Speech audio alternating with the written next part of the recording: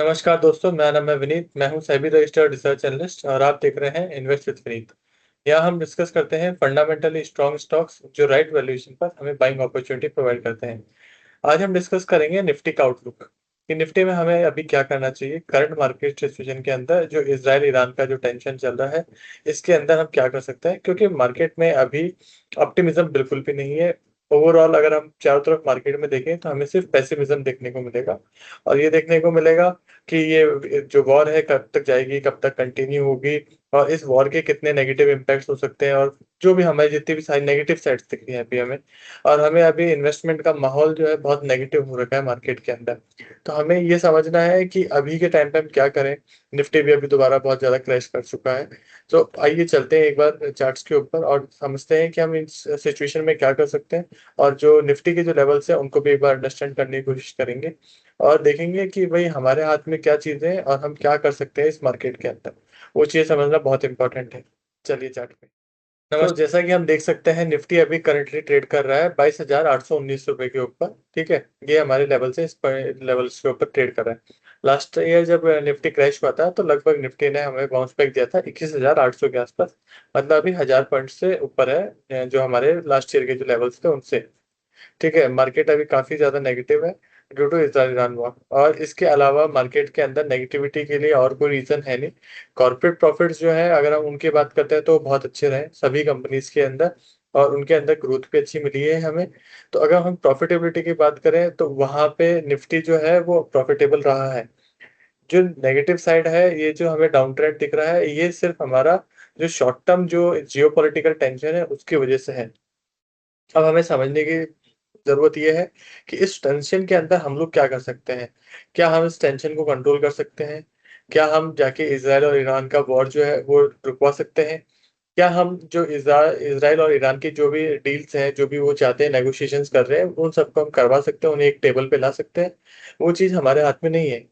यहाँ की वो चीज जो फंड मैनेजर्स हैं बड़े बड़े, उनके हाथ में भी नहीं है।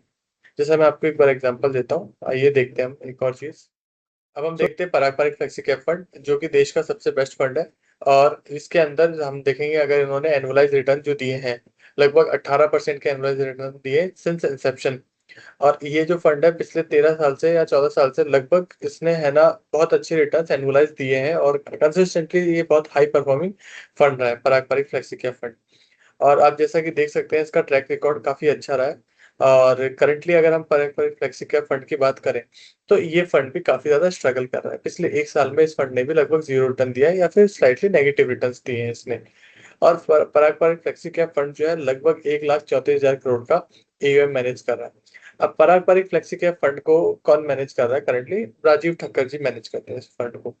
अब राजीव ठक्कर जी जो है उनके हाथ में भी ये चीज नहीं है कि वो इस फंड को, सॉरी, वो इसराइल और ईरान को ये बोले कि भाई साहब हमारे 1,34,000 करोड़ लगे हुए हैं मार्केट में, आप प्लीज वॉर को रोक दीजिए।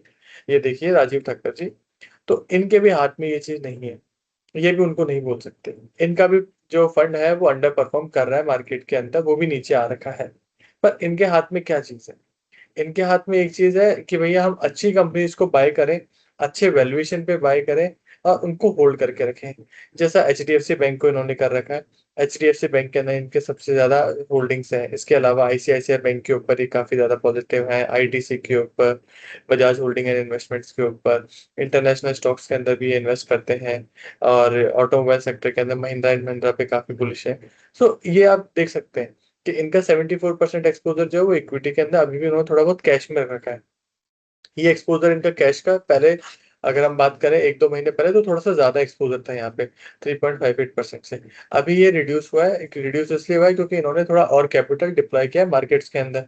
इन्हें अच्छी अपॉर्चुनिटीज लगी है, वहां पे इन्होंने कैपिटल डिप्लॉय किया है। ठीक है, ये टोटल इनकी होल्डिंग्स देख लीजिए। ठीक है, यहाँ पे आप चेक कर सकते हैं, ये ग्रो की वेबसाइट के ऊपर जाएंगे तो आपको पूरा डिटेल मिल जाएगा फंड के बारे में। ठीक है, ये तो ये फंड की बात हो गई। दूसरी चीज जो मैं कह रहा हूँ कि जब बड़े बड़े फंड मैनेजर्स के हाथ में नहीं है कोई चीज की हम उसकी फाइट जो है, या फिर उनका जो भी जियो पॉलिटिकल टेंशन है उसको हम रिड्यूस कर सकते हैं। सो हमें उस चीज के बारे में फोकस नहीं करना और उस चीज के ऊपर कंसंट्रेट नहीं करना जो चीज हमारे हाथ में नहीं है। हमें उस चीज पे फोकस करना है जो चीज हमारे हाथ में है। जो चीज पराग पारिक जी के हाथ में है, जो चीज राजीव ठक्कर जी के हाथ में है, वो उस चीज पे फोकस करना है। समझ रहे हैं ये चीज? अगर आप उस चीज पे फोकस करेंगे जो आपके हाथ में है, तो डेफिनेटली 1 साल बाद, 1.5 साल बाद जब आप देखेंगे अपने पोर्टफोलियो के अंदर, तो उसके अंदर आपको अच्छा रिटर्न देखने को मिलेगा। अगर हम यहाँ पे बात करें 5 साल के अंदर, तो यहाँ पे भी आप देखिए 55 का एनएवी था, ये रिड्यूस होते होते कहाँ पे आ गया, लगभग 46 के ऊपर आ गया। ठीक है, फिर वापस इन्होंने रिकवरी करी। तो ये चीज तो चलती रहेगी। अगर मैं ऑल पे करता हूँ, ये देखिए यहाँ पे कोविड से पहले 29 का एनएवी था, रिड्यूस हो गया, कहाँ पे चला गया, एकदम बॉटम जो बनाया इसने 20 का बनाया। ठीक है, 30% करेक्शन है, ये यहाँ पे भी करेक्शन ऐसे मिलेंगे, यहाँ पे भी करेक्शन मिलेगा। यहाँ पे पूरा जो जर्नी है स्टॉक मार्केट का, वो ऐसे ही चलेगा। वो वन साइडेड नहीं चलेगा, करेक्शंस के साथ ही चलेगा हमेशा। और ये करेक्शन से घबराना नहीं है। ये करेक्शंस आने की जो रीजंस है, वो भी हमारी वजह से नहीं है। करेक्शंस ठीक होंगे, वो भी हमारी वजह से नहीं होंगे। हमारा जो कर्तव्य बनता है वो इतना ही बनता है कि हम अच्छी कंपनीज को होल्ड करें, बाय करें, और राइट वैल्यूएशन पे बाय करें। जिसके अंदर मैं आपको सपोर्ट करूंगा, जिसके अंदर मैं आपको बताऊंगा कौन सी अच्छी कंपनीज है जिनको आप बाय कर सकते हैं, खरीद सकते हैं। आप जाके मेरे चैनल के ऊपर देखिए, जो भी मैंने स्टॉक्स रिकमेंड करे हैं, उनके अंदर इन्वेस्ट करिए। और उनमें से अगर कोई आपको स्टॉक कम उस पे लगता है, जो मैंने बाइंग प्राइस दी है उससे कम पे अगर आपको अवेलेबल है, अभी मिल रहा है, तो जाके खरीदिए। जिससे मैं आपको एक एग्जांपल देता हूँ, क्रिसिल का। क्रिसिल मैंने 4200 के आसपास रिकमेंड किया था, अभी 3800 कुछ के आसपास चल रहा है। तो इसका मतलब ये नहीं है मेरा रिकमेंडेशन 4200 पे था, स्टॉक 3800 पे आ गया तो खराब था स्टॉक या घटिया स्टॉक है क्रिसिल। स्टॉक बहुत अच्छा है, अभी भी बहुत अच्छा है क्रिसिल। ठीक है, जैसे जैसे गिर रहा है, वैल्यूएशन उसका कम हो रहा है, तो वो और बेटर बन रहा है। फंडामेंटली वो बहुत अच्छा बन रहा है, वैल्यू स्टॉक बन रहा है। तो वो चीजें हैं। अब मैं उसके अंदर दोबारा आपको है ना एक रिकमेंडेशन प्रोवाइड करने वाला हूँ थोड़े दिन के अंदर, मेरे टेलीग्राम चैनल के ऊपर, कि भैया हम एवरेजिंग ट्रेड उसके अंदर लेंगे। मेरे हर रिकमेंडेशन के साथ में एवरेजिंग ट्रेड की रिकमेंडेशन भी रहती है। ये हमारी फर्स्ट बाइंग इस लेवल पे हो जाएगी। बाद में हम एक सेकंड बाइंग भी करते हैं अगर स्टॉक नीचे जाता है तो। क्योंकि मार्केट में कोई भी चीज गारंटी नहीं होती। मैं भी कभी ये नहीं कहूंगा मैंने ये स्टॉक बोल दिया 4200 रुपए पे तो अब ये नीचे जा ही नहीं सकता। मुझे पता है चीज नीचे जाएगी, 10 से 15% करेक्ट होगी। पर मुझे अगर अपनी उसके ऊपर कॉन्फिडेंस है, रिकमेंडेशन के ऊपर, जो मैंने आपसे डिस्कस किया है, जो चीज मैंने आपको बताई है, अगर उस पर मुझे कॉन्फिडेंस होगा, अब हम देखते मैं क्या करूंगा, मैं उसके अंदर आपको दोबारा बाय करने की सलाह दूंगा। तो मुझे अपनी रिकमेंडेशंस के ऊपर पूरा कॉन्फिडेंस है। मुझे पता है वो फंडामेंटली बहुत अच्छे हैं, बहुत स्ट्रांग हैं। और राइट रीजंस की वजह से मैंने आपको वो चीजें रिकमेंड करी है। इसमें हम लोग कहीं पे भी कुछ स्पेकुलेशन नहीं कर रहे।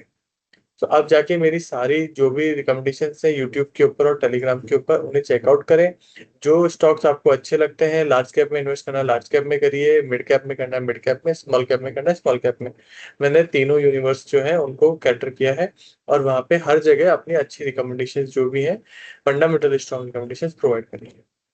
आई होप आपको ये वीडियो पसंद आया होगा, और ये जो माइंड की जो क्लैरिटी मैंने देने के लिए वीडियो बनाया है, और जो निफ्टी गिर रहा है और उस पर हम लोग घबरा रहे हैं, ये चीज अब आप नहीं करेंगे। ठीक है, हम जो निफ्टी के करेक्शंस हैं और जो चीजें हैं वो आएंगी। ये मार्केट का पैटर्न है, मार्केट ऐसे ही चलता है और मार्केट हमेशा ऐसे ही चलेगा। मार्केट हमारे हिसाब से कभी नहीं चलेगा। हम सिर्फ एक ही चीज कर सकते हैं, होल्ड करें, अच्छी कंपनीज को बाय करके रखें, जो कि हमें अगले 2 साल के अंदर अच्छा रिटर्न बना के देंगे। अगर हम आज बाय कर रहे हैं उन कंपनीज को और वो हमें 1.5 साल में, 2 साल में 40-50% रिटर्न बना के दे रहे हैं, हमारा काम हो गया। बस हमें वही चीज चाहिए। तो उसके लिए हमें पेशेंस रखना पड़ेगा, और हमारा कन्विक्शन जो है वो स्ट्रांग होना चाहिए उन कंपनीज के ऊपर जो हम खरीद रहे हैं। तो आई होप आपको ये वीडियो पसंद आया होगा। इस वीडियो को आप शेयर करें, चैनल को सब्सक्राइब करें, और जिस हिसाब से मैं आपको रिकमेंड कर रहा हूँ उस हिसाब से आप अपनी इन्वेस्टिंग जर्नी को जारी रखें। धन्यवाद।